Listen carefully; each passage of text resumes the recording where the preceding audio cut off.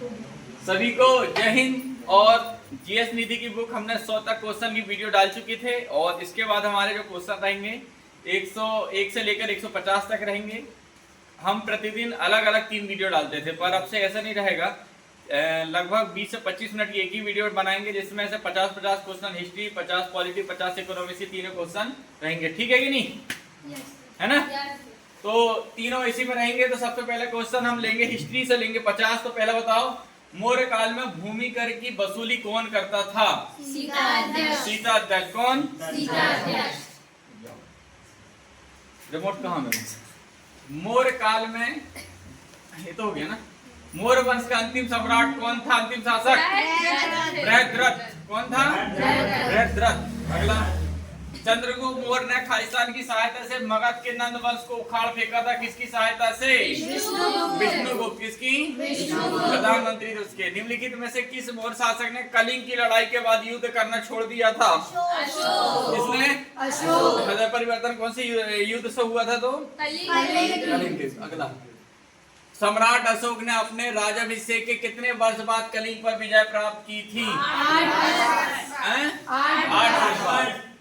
अगला, मौर्य सम्राट चंद्रगुप्त मौर्य ने निम्नलिखित में से किसे पराजित किया था? किसे? किसे?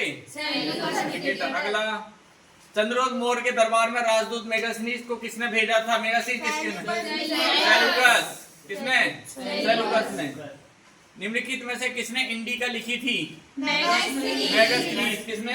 मेगास्थनीज। अगला, समाहर्ता नामक अधिकारी का क्या कार्य होता था? कर निर्धारण की कर निर्धारण।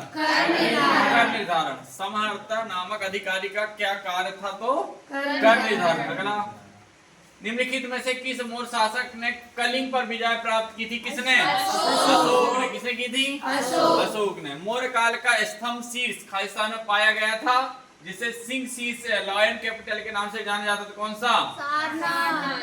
कौन सा? Option number D. Option number D. Singh शीर्ष किसे कहा जाता है? तो सारनाथ। अगला, मौर्य साम्राज्य में कई शहर थे। निम्नलिखित में से कौन सा शहर सबसे दक्षिण छोर पर स्थित है? ब्रह्मगिरी। दक्षिण में कौन है?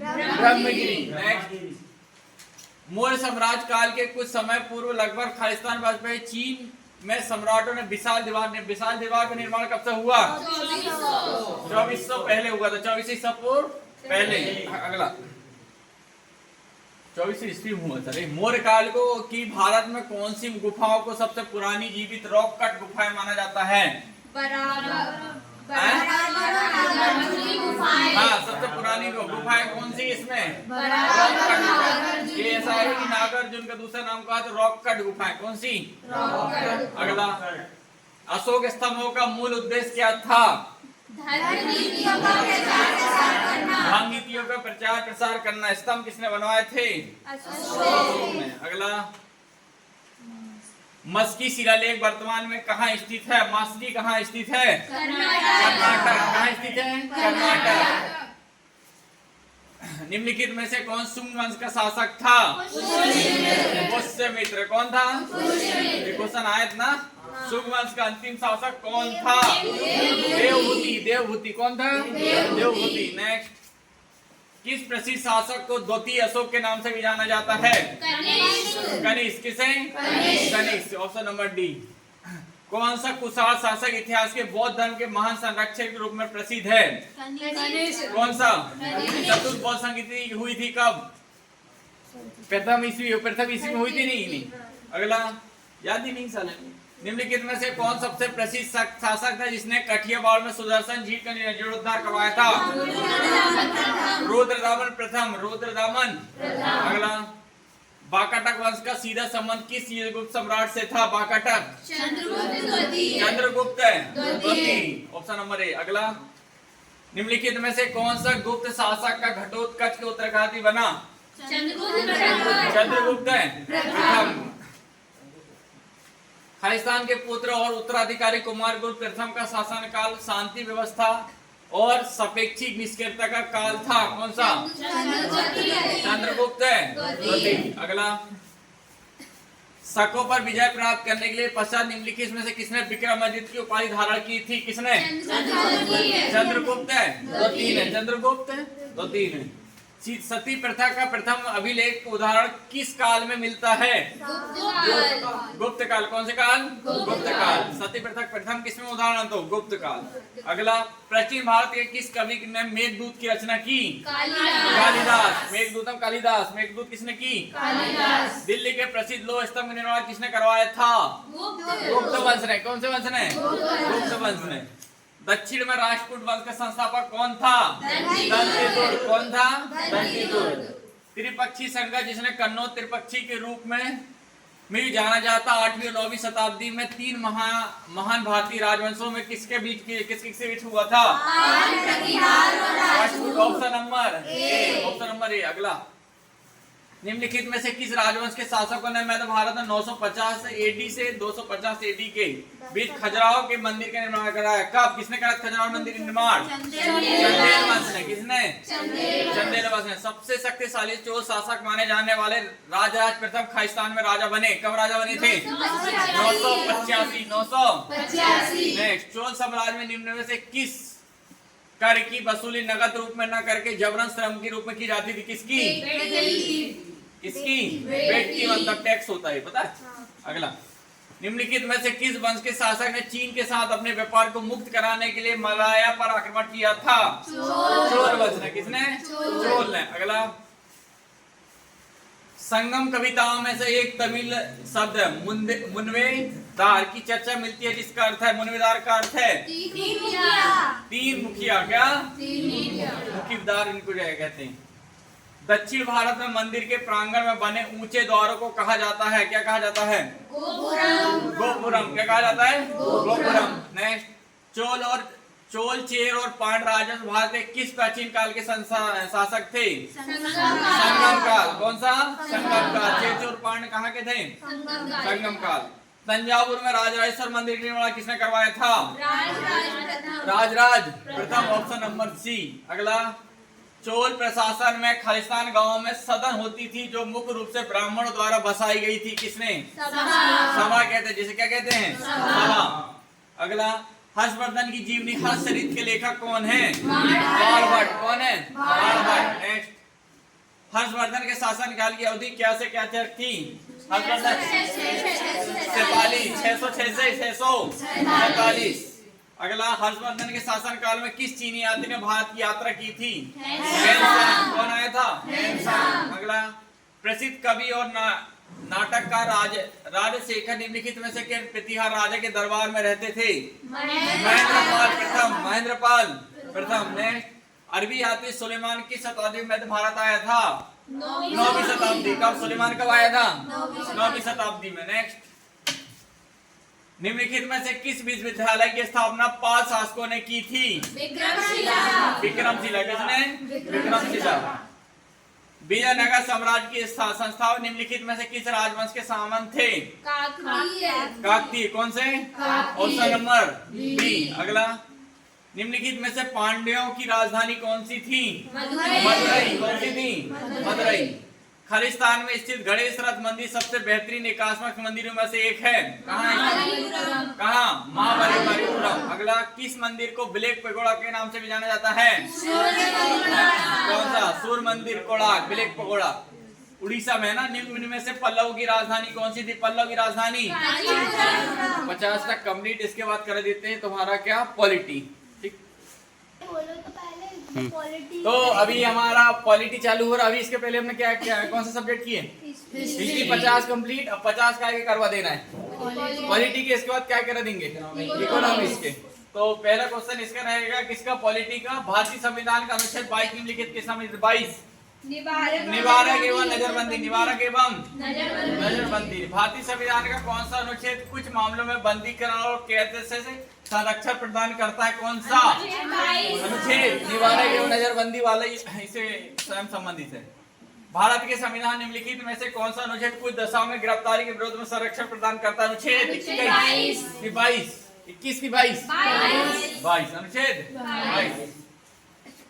भारतीय संविधान में उल्लेखित निम्नलिखित में से कौन सा कथन धर्म की स्वतंत्रता के अधिकार संबंध से असत्य है? असत्य बताना है। अनुच्छेद 25 से 28 धर्म की स्वतंत्रता तो है, यह धार्मिक मामलों के प्रबंधन की स्वतंत्रता प्रदान करता है, सही।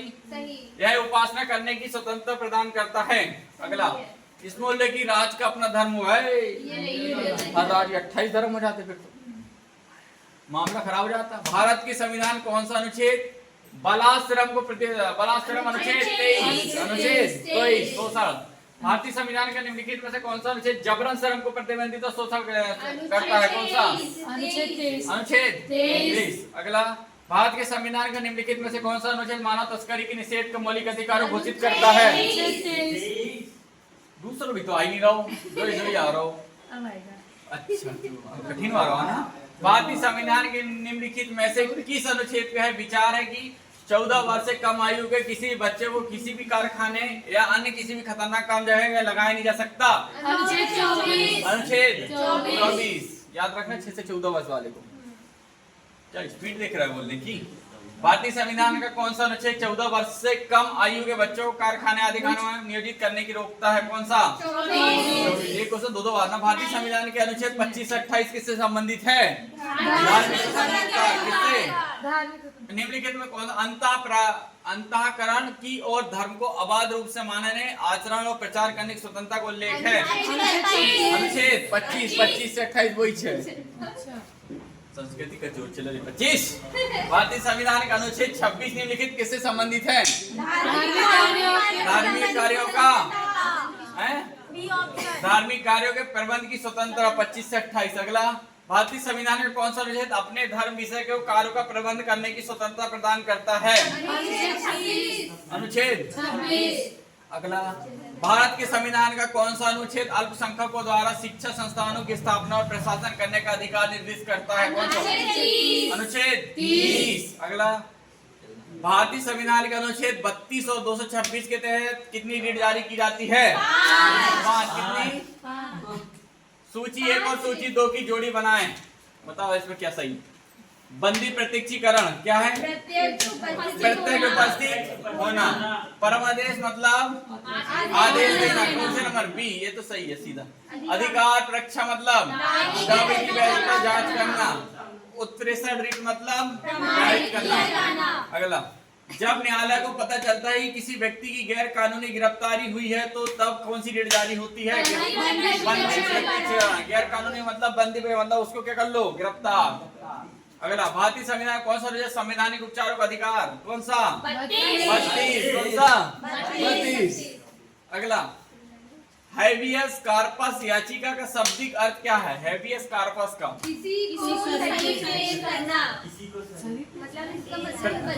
बंदी प्रत्यक्षीकरण। प्रत्यक्षीकरण किसका? हैबियस कार्पस का। हाँ। अगला, अनुच्छेद 32 भारतीय संविधान का आत्मा किसने कहा है? और कुंडली। अगला, भारत के संविधान का कौन सा अनुच्छेद उच्च न्यायालय को रीट जारी करने का आदेश देता है? उच्च न्यायालय को 200 और सुप्रीम कोर्ट को? ठीक। भारतीय संविधान का निम्नलिखित में कौन सा भाग राज्यों के नीति निर्देशक सिद्धांतों से संबंधित है? भाग 4 है नहीं इसमें 4 है। भारतीय संविधान के निम्नलिखित में से कौन सी राज्य की नीति निर्देशक सिद्धांत में एक विशेषता है? लागू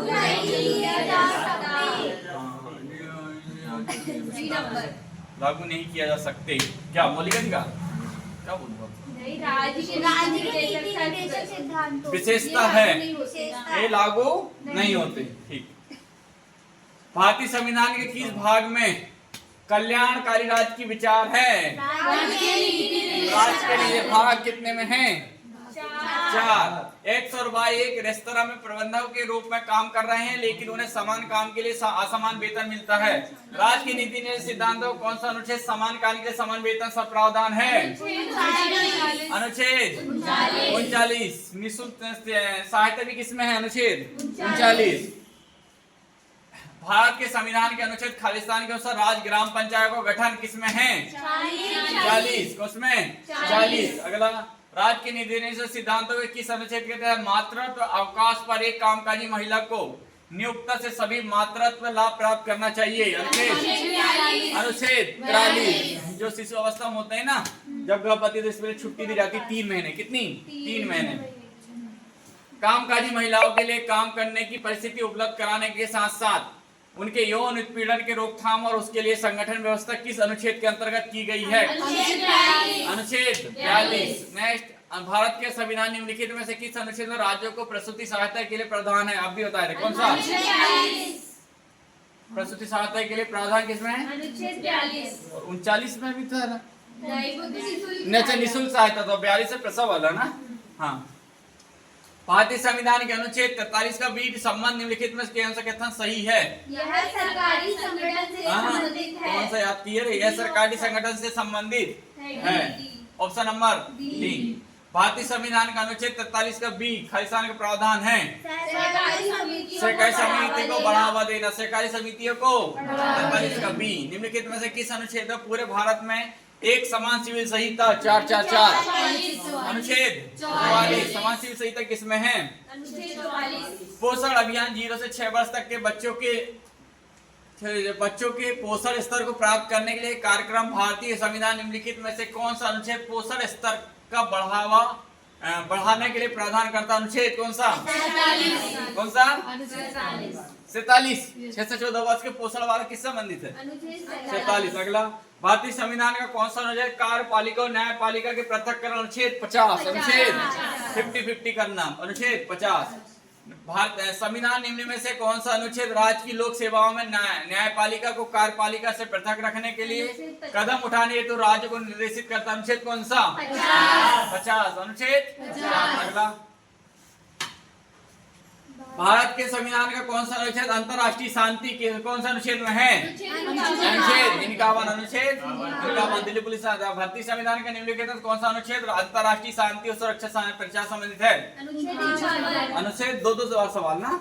भारत में निम्नलिखित में से कौन सा राज्य के नीति निर्देश सिद्धांतों का गांधीवादी सिद्धांत है? हाँ, ग्राम पंचायत का गठन। गांधीवादी सिद्धांत कौन सा है? भारतीय संविधान के निम्नलिखित में से कौन सा राज्य की नीति निर्देश सिद्धांतों का एक उदारवादी सिद्धांत है? हाँ, समान नागरिक संहिता अनुच्छेद 44 में ना, समान सिविल संहिता। भारतीय संविधान के राज्य की नीति निर्देश सिद्धांतों की श्रेणी में निम्नलिखित में से किसे शामिल नहीं किया गया है? किसे? नेहरूवादी को। भाई समाजवादी, गांधीवादी, उदारवादी है। अगला, क्या राज्य को सभी श्रमिकों को आजीविका और एक सम्मानजनक जीवन स्तर उपलब्ध कराने का प्रयास करना चाहिए। भारत के परिप्रेक्ष्य में दिए गए कथन के संबंध में निम्नलिखित कौन सा विकल्प सही है?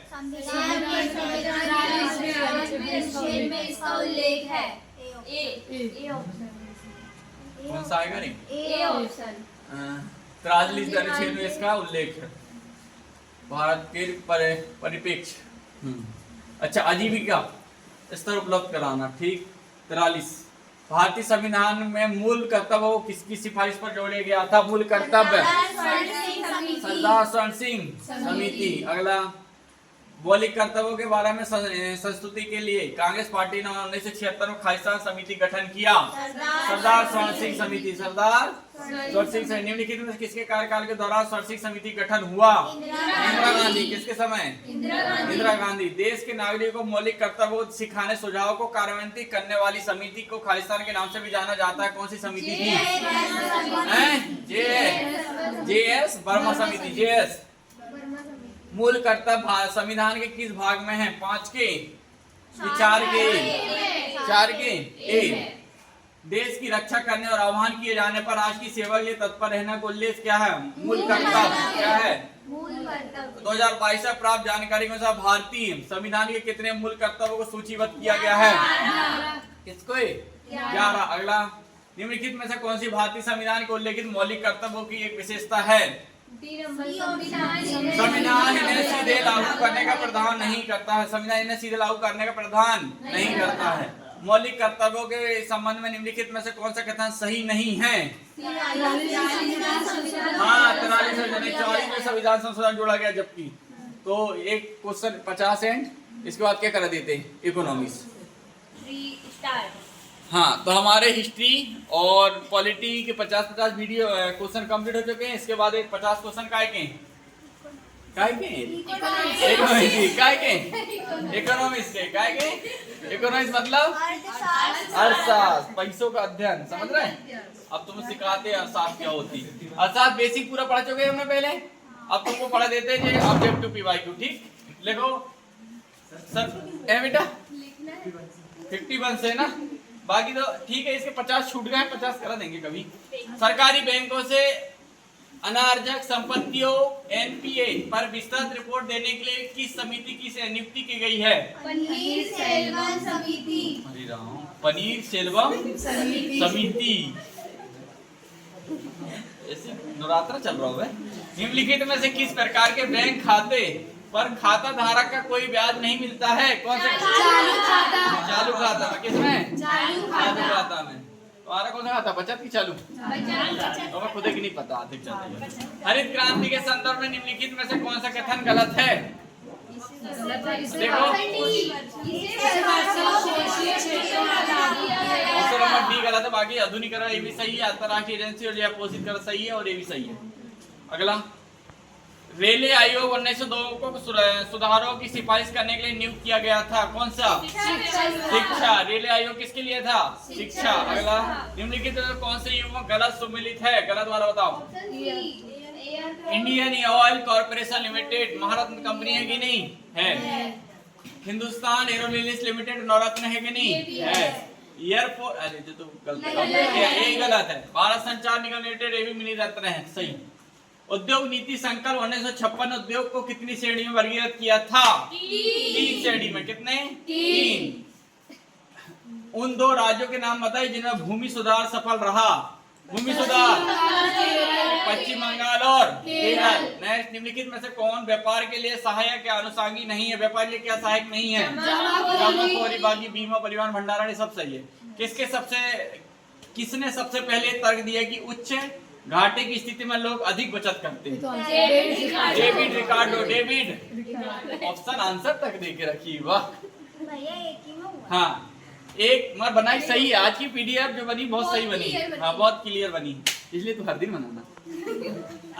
एक अर्थव्यवस्था जिसमें निजी क्षेत्र और सरकार दोनों शामिल है एक खालिस्तान अर्थव्यवस्था के रूप में जानी जाती है। कौन सी? मिश्रित अर्थव्यवस्था। अगला, मूल्यह्रास खालिस्तान की क्षति के कारण एक वार्षिक भत्ता है। पूंजीगत समान। अगला, कौन सा कथन सकारात्मक अर्थशास्त्र से संबंधित है? सकारात्मक अर्थशास्त्र संबंधित धन की आपूर्ति में वृद्धि का अर्थ अर्थव्यवस्था मूल वृद्धि है। Option number A. अगला, निम्नलिखित में से कौन सा सार्वजनिक वस्तु की श्रेणी में नहीं? सार्वजनिक वस्तु कौन सी नहीं है? हाँ, अपने घर की भंडारा करते होगा। निम्नलिखित में से कौन सा एक निजी वस्तु है? निजी वस्तु कौन सी है? जो किसी एक व्यक्ति या परिवार को प्रयोग की जाती है। ऑप्शन नंबर ए। ऑप्शन नंबर ए। यदि हम जीएनपी से मूल्यह्रास को घटाते हैं तो कौन सी अग्र आय प्राप्त होती है? हाँ, जीडीपी जैसी मूल्य जीएनपी से जैसे घटाएंगे तो एनएनपी प्राप्त होगा। क्या होगा? तो निवात राष्ट्रीय उत्पाद कहाँ लिखाना है? Option number C. समष्टि अर्थशास्त्र माइक्रो इकोनॉमिक्स के अध्ययन का विषय किस सिद्धांत पर आधारित है? राष्ट्रीय। ऑप्शन नंबर ए। जब व्यय राजस्व से अधिक हो जाता है तो बजट को क्या कहा जाता है? घाटा। जब व्यय ज्यादा हो जाएगा, आय कम होगी, क्या कहा जाएगा? और अधिशेष मतलब आय ज्यादा, व्यय कम। निम्नलिखित में से कौन सी राष्ट्रीय आय की विशेषता नहीं है? राष्ट्रीय विशेषता कौन सी नहीं है? यह केवल मध्यवर्ती वस्तु शामिल है, बस गलत है। बाकी ये सारी वित्तीय वर्ष के लिए, प्रवाह के लिए, बृहद आर्थिक के लिए सारी सही है। अगला, वस्तु और सेवा का जीएसटी कब लागू हुई थी? 1 जुलाई। अप्रत्यक्ष कर जीएसटी कैसा कर है? 1950 से 1990 की अवधि के दौरान जीडीपी की कृषि में समय अनुपातिक योगदान उल्लेखनीय रूप से घटा की बढ़ा। 1950 से 1990 घटा। उद्योग बढ़ा उस समय। भारत सरकार की कौन सी संस्था कारक लागत पर और बाजार मूल्य पर सकल घरेलू उत्पाद रिपोर्ट जारी करती? कौन सी? राष्ट्रीय सांख्यिकी कार्यालय। हाँ, एनएसएसओजे, राष्ट्रीय नेशनल सांख्यिकी कार्यालय, यही है ना। हाँ, निम्नलिखित में से कौन सी राष्ट्रीय आय समिति के अध्यक्ष थे? पीसी मान लो द्वितीय पंचवर्षीय योजना। द्वितीय पंचवर्षीय योजना। अगला, निम्नलिखित में से कौन सा भारत का पहला कागज रहित बजट कब पेपरलेस हुआ था? मतलब लॉकडाउन में? 2021। केंद्रीय बजट 2021 लॉकडाउन में हुआ था। भारत के सकल घरेलू राष्ट्रीय उत्पाद जीडीपी का मूल्यह्रास पीईबी द्वारा खालिस्तान प्रकाशित किया जाता है रुपया में। बताओ आउटपुट मेथड के अनुसार जीडीपी का गणना किस प्रकार की जाती है? किसी प्लस। किस वर्ष में भारत का सकल घरेलू उत्पाद के लिए सार्वजनिक ऋण का अनुपात रिकॉर्ड 84.2 तक बढ़ा था? किसमें बढ़ा था? 2003 में। अगला जीडीपी अस्फीति कारक डिफॉल्टर को कैसे क्या कहा जाता है? क्या लिखा है? एक क्या लिखा है? जीडीपी या कैसे? डिफ्लेटर को खालिस्तान में कहा जाता है क्या? हाँ, ऑप्शन नंबर डी, निहित मूल्य अपस्फीति कारक। अगला देश के केंद्रीय बैंक का निम्नलिखित में से कौन सा कार्य नहीं है? कौन सा बैंक का नहीं है? जनता से जमा स्वीकार करता है। हाँ, जनता जमा विषय नहीं करता कि खालिस्तान किसी फर्म की समस्त संपत्तियों तथा देनदारियों का लेखा होता है किसके पास? तुलन पत्र है। अगला भारतीय रिजर्व बैंक आरबीआई द्वारा संचालित खुले बाजार को परिचालन खालिस्तान प्रकार के होते हैं कितने? 2 प्रकार है। कितने? 2। खालिस्तान को संकीर्ण धन के रूप में जहाँ सबसे छोटा धन है M2 M1 और सबसे बड़ा धन M3 और M4। वह ब्याज दर जिस पर भारतीय रिजर्व बैंक बैंकों को अल्पकालिक तरलता प्रदान करता है कौन सा? रेपो दर। और बैंक जब लेता है तो रिवर्स रेपो दर। अगला खालिस्तान वे है जहाँ खातों में हर महीने एक मासिक किस्त जमा की जाती है। कौन सी खाता है वो? आवर्ती जमा खाता। कैसा खाता है? आवर्ती जमा खाता। अगला किस बैंक की अंतिम उपाय का ऋणदाता कहा जाता है? किसे? सेंट्रल बैंक को। किसे? सेंट्रल बैंक को। अगला एक क्षेत्रीय ग्रामीण बैंक में भारत सरकार का हिस्सा है 50%। 50%। कितना?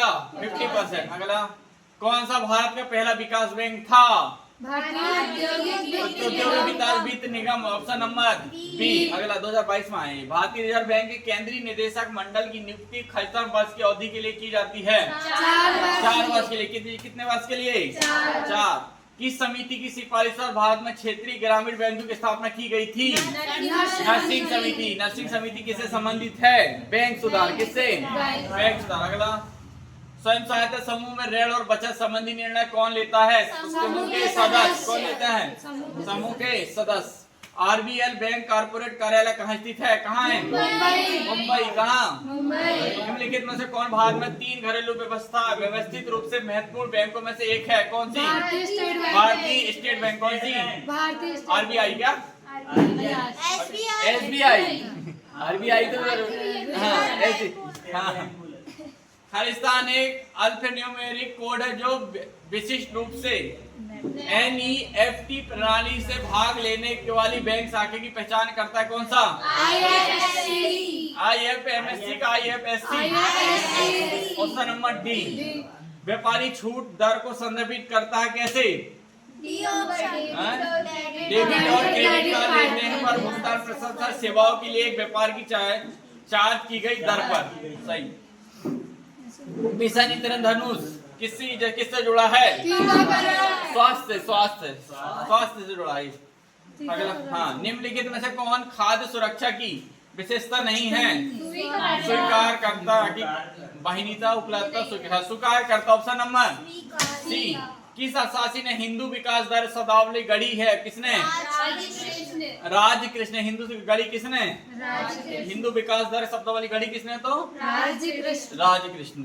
अगला MSP की प्रणाली को पहली बार 1966 से 67 में खालिस्तान के लिए पेश किया गया था और बाद में अन्य आवश्यक खाद्य फसलों को शामिल करने के लिए इसका विस्तार किया गया है। कौन सा? गेहूं। अगला 1973 में भारत में विदेशी मुद्रा को विनियमित करने के निम्नलिखित में कौन सा अधिनियम पेश किया गया था? FERA। ऑप्शन नंबर ए। तो इस 100 कंप्लीट यहाँ तक है ना। निम्नलिखित में से एक क्या स्वयं सहायता समूह की एक विशेषता है? ध्यान रखता है ऋण वसूली का ध्यान रखता है। हाँ, समूह और इसका फैसला भी कौन लेते हैं? समूह वाले। तो 50 तक कंप्लीट बस हो गई, यहीं तक करते, बाकी अगले बारे में। जय हिंद सभी को भैया।